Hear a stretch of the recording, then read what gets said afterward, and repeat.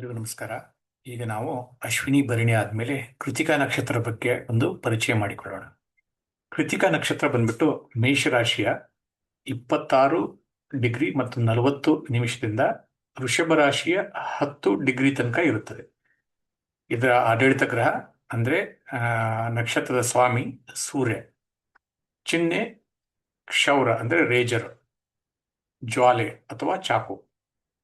ಆದಿದೇವತೆ ಅಗ್ನಿದೇವರು. ಸ್ವಭಾವ ತೀಕ್ಷ್ಣ, ಶುದ್ಧೀಕರಣಕಾರಿ ಮತ್ತು ಪರಿವರ್ತನಾತ್ಮಕ. ತತ್ವ ಅಗ್ನಿ ತತ್ವದ್ದು. ಶಕ್ತಿ ದಹನ ಶಕ್ತಿ, ದಹಿಸುವ ಹಾಗೂ ಶುದ್ಧೀಕರಿಸುವ ಶಕ್ತಿ ಇರುತ್ತದೆ. ಕೃತಿಕಾ ನಕ್ಷತ್ರದ ಪ್ರಮುಖ ಲಕ್ಷಣಗಳು ಏನಪ್ಪಾ ಅಂದ್ರೆ, ಕೃತಿಕಾ ನಕ್ಷತ್ರವು ತೀಕ್ಷ್ಣತೆ, ನೇರತೆ ಮತ್ತು ಅಗ್ನಿಯ ಶಕ್ತಿಯನ್ನು ಪ್ರತಿನಿಧಿಸುತ್ತದೆ. ಇದು ಅಶುದ್ಧತೆಯನ್ನು ನಿವಾರಿಸಿ ಪರಿವರ್ತನೆ ಉಂಟು ಮಾಡುವ ಸಾಮರ್ಥ್ಯವನ್ನು ಸೂಚಿಸುತ್ತದೆ. ಶಿಸ್ತು, ಏಕಾಗ್ರತೆ, ಧೈರ್ಯ ಮತ್ತು ನಾಯಕತ್ವದ ಗುಣಗಳನ್ನು ಪ್ರತಿಬಿಂಬಿಸುತ್ತದೆ. ಸ್ಪಷ್ಟತೆ, ತೀವ್ರತೆ ಹಾಗೂ ದೃಢವಾದ ನಿರ್ಧಾರಗಳನ್ನು ತೆಗೆದುಕೊಳ್ಳುವ ಶಕ್ತಿಯನ್ನು ನೀಡುತ್ತದೆ.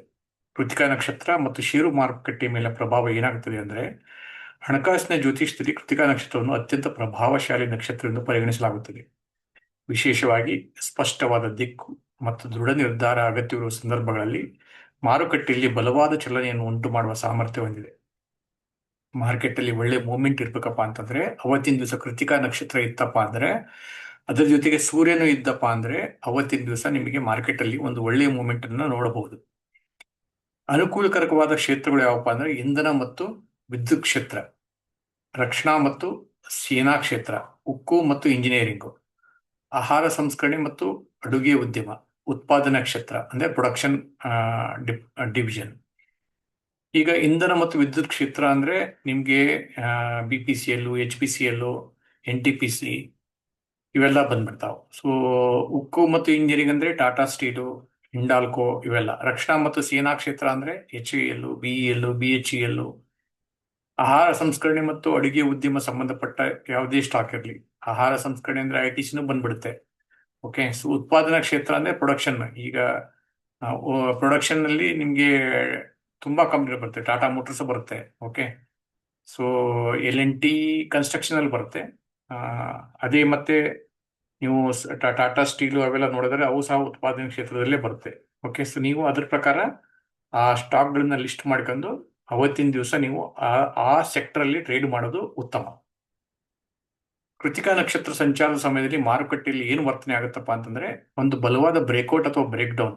ಮಾರ್ಕೆಟ್ ಒಳ್ಳೆ ಮೂಮೆಂಟ್ ಅಲ್ಲಿ ಮೇಲೇನೂ ಹೋಗ್ಬೋದು ಅಥವಾ ಕೆಳಗಡೆನೂ ಹೋಗ್ಬೋದು. ಬೆಲೆಗಳಲ್ಲಿ ಸ್ಪಷ್ಟವಾದ ಮತ್ತು ನಿರ್ಣಾಯಕ ಚಲನೆಗಳು ಕಂಡು ಬರ್ತವೆ. ಗೊಂದಲಕ್ಕಿಂತ ಸ್ಪಷ್ಟವಾದ ಟ್ರೆಂಡ್ ಹೆಚ್ಚು ಕಾಣಿಸ್ಕೊಳ್ತದೆ. ಎಷ್ಟೋ ದಿವಸ ಏನಾಗುತ್ತೆ ಅಂದ್ರೆ, ಮೇಲೆ ಹೋದಂಗೆ ಮಾಡೋದು, ಕೆಳಗಡೆ ಬರೋದು, ಕೆಳಗಡೆ ಹೋದಂಗೆ ಮಾಡೋದು, ಮೇಲೆ ಬರೋದು, ಇವೆಲ್ಲ ಕನ್ಫ್ಯೂಷನ್ ಇರುತ್ತಲ್ಲ. ಆ ಕನ್ಫ್ಯೂಷನ್ ಕೃತಿಕಾ ನಕ್ಷತ್ರ ಇದ್ದಾಗ ಆಗೋದಿಲ್ಲ. ಅಂದ್ರೆ ಒಂದು ಕಡೆ ಮೂಮೆಂಟ್ ಇರುತ್ತೆ, ಆ ಮೂಮೆಂಟ್ ಅನ್ನು ನೀವು ಒಂದು ಯಾವುದೋ ಸೂಪರ್ ಟ್ರೆಂಡ್ ಅಥವಾ ಒಂದು ಏನು ಹಾಕ್ಬಿಟ್ಟು ಟ್ರೇಡ್ ಮಾಡ್ಬೋದು. ನಷ್ಟವನ್ನು ಕಡಿತಗೊಳಿಸಲು ಅಥವಾ ಸ್ಪಷ್ಟ ಟ್ರೆಂಡ್ ನಲ್ಲಿ ಹೊಸ ಟ್ರೆಂಡ್ ಪ್ರವೇಶಿಸಲು ಅನುಕೂಲಕರ ಸಮಯವಾಗಿದೆ. ಅಂದ್ರೆ ಟ್ರೆಂಡ್ ಅಲ್ಲಿ ಹೊಸ ಟ್ರೆಂಡ್ ತಗೊಂಡು ನೀವು ಅದನ್ನ ಮೊಮೆಂಟಮ್ ಅನ್ನ ಕಂಟಿನ್ಯೂ ಮಾಡ್ತಾ ಹೋಗ್ಬೋದು. ದೃಢ ನಾಯಕತ್ವ ಹೊಂದಿರುವ ಕಂಪನಿಗಳು ಅಥವಾ ಪ್ರಮುಖ ಸುಧಾರಣೆಗಳನ್ನು ಕೈಗೊಳ್ಳುತ್ತಿರುವ ಸಂಸ್ಥೆಗಳ ಷೇರುಗಳಲ್ಲಿ ಉತ್ತಮ ಚಲನೆ ಕಂಡು ಬರಬಹುದು. ಅಂದ್ರೆ ಲಾರ್ಜ್ ಕ್ಯಾಪ್ ಆಗಲಿ, ಮಿಡ್ ಕ್ಯಾಪ್ ಕಂಪನಿಗಳಾಗಲಿ, ಒಳ್ಳೆ ಕಂಪನಿಗಳಲ್ಲಿ ನೀವು ಟ್ರೇಡ್ ಮಾಡಲಿಕ್ಕೆ ಅನುಕೂಲಕರವಾದ ದಿನ ಆಗಿರ್ತದೆ. ಸೊ ಟ್ರೇಡಿಂಗ್ ಸಲಹೆಗಳು ಏನಪ್ಪಾ ಅಂದ್ರೆ, ಮಾರುಕಟ್ಟೆಯ ದಿಕ್ಕು ಸ್ಪಷ್ಟವಾಗಿರುವಾಗ ಧೈರ್ಯದಿಂದ ಹೊಸ ಟ್ರೇಡ್ಗಳನ್ನು ಆರಂಭಿಸಲು ಇದು ಉತ್ತಮ ಸಮಯ. ಅತಿಯಾದ ವಿಶ್ಲೇಷಣೆಯಲ್ಲಿ ಸಮಯ ಕಳೆಯಬೇಡಿ. ಈ ನಕ್ಷತ್ರವು ವೇಗವಾದ ಮತ್ತು ಆತ್ಮವಿಶ್ವಾಸ ನಿರ್ಧಾರಗಳನ್ನು ಬೆಂಬಲಿಸುತ್ತದೆ. ಬೈ ಮಾಡ್ಲೋ ಬೇಡೋ, ಸೆಲ್ ಮಾಡ್ಲೋ ಬೇಡೋ ಅಂತ ಕನ್ಫ್ಯೂಷನ್ ಮಾಡ್ಕೊತಾ ಕುಂದ್ರದ್ ಬೇಕಾಗಿಲ್ಲ. ನೀವು ಈ ನಕ್ಷತ್ರದ ಸೆಟಪ್ ಸಿಕ್ಕಾಗ ನೀವು ಕಣ್ಣು ಮುಚ್ಕೊಂಡು ಟ್ರೇಡ್ ಮಾಡಬಹುದು ಅಂತ ಈ ನಕ್ಷತ್ರ ಹೇಳುತ್ತದೆ. ಚಂದ್ರನು ಕೃತಿಕಾ ನಕ್ಷತ್ರದಲ್ಲಿ ಸಂಚರಿಸುವ ಸಂದರ್ಭದಲ್ಲಿ ಇಂಧನ, ರಕ್ಷಣಾ ಮತ್ತು ಭಾರೀ ಕೈಗಾರಿಕಾ ಕ್ಷೇತ್ರಗಳಲ್ಲಿ ಲಾಂಗ್ ಟ್ರೇಡ್ ಅವಶ್ಯಗಳನ್ನು ಗಮನಿಸಬಹುದು. ಸಾರಾಂಶ ಏನಪ್ಪಾ ಅಂತಂದ್ರೆ, ಕೃತಿಕಾ ನಕ್ಷತ್ರವು ಸೂರ್ಯನ ಸ್ಪಷ್ಟತೆ ಹಾಗೂ ಅಗ್ನಿಯ ಶುದ್ಧೀಕರಣ ಶಕ್ತಿಯನ್ನು ಒಟ್ಟುಗೂಡಿಸುತ್ತದೆ. ಆದ್ದರಿಂದ ಮಾರುಕಟ್ಟೆಯಲ್ಲಿ ನಿರ್ಣಾಯಕ ಕ್ರಮಗಳನ್ನು ಕೈಗೊಳ್ಳಲು ಇದು ಅತ್ಯಂತ ಅನುಕೂಲಕರ ನಕ್ಷತ್ರವಾಗಿದೆ. ವೇಗವಾದ ಮೊಮೆಂಟಮ್, ಕೈಗಾರಿಕಾ ಬೆಳವಣಿಗೆ, ಸುಧಾರಣಾ ಆಧಾರಿತ ಕ್ಷೇತ್ರಗಳು ಹಾಗೂ ಬಲವಾದ ನಾಯಕತ್ವ ಹೊಂದಿರುವ ಕಂಪನಿಗಳಲ್ಲಿ ಹೂಡಿಕೆ ಮಾಡಲು ಇದು ಉತ್ತಮ ಸಮಯವೆಂದು ಪರಿಗಣಿಸಲಾಗುತ್ತದೆ. ಮಾರುಕಟ್ಟೆಯಲ್ಲಿನ ಅನಗತ್ಯ ಗೊಂದಲವನ್ನು ದೂರ ಮಾಡಿ ಸ್ಪಷ್ಟ ದಿಕ್ಕಿನಲ್ಲಿ ನಿರ್ಧಾರ ತೆಗೆದುಕೊಳ್ಳಲು ಸಹಾಯ ಮಾಡುವ ಅತ್ಯಂತ ಶಕ್ತಿಶಾಲಿ ನಕ್ಷತ್ರಗಳಲ್ಲಿ ಕೃತಿಕಾ ನಕ್ಷತ್ರ ಪ್ರಮುಖ ಸ್ಥಾನ ಹೊಂದಿದೆ.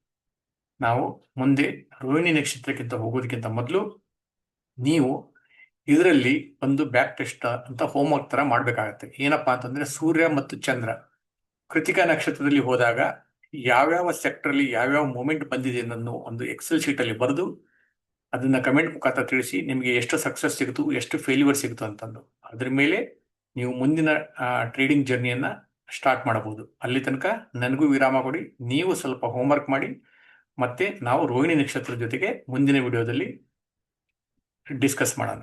ಓಕೆ, ತುಂಬಾ ಧನ್ಯವಾದ.